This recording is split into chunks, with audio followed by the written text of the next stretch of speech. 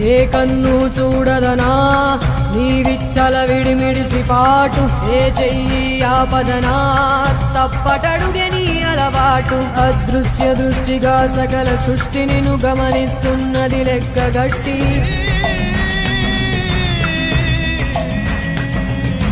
ఎంత బతుకు నీదెంత బతుకువో గుప్పెడు మెతుకుల కడుపు కొరకు ఎన్నాటలు వేటలు అవసరమా మనుజా మనుజా. ఏ మారిక నిన్ను కబళిస్తుంది రమాయదారి పంజా.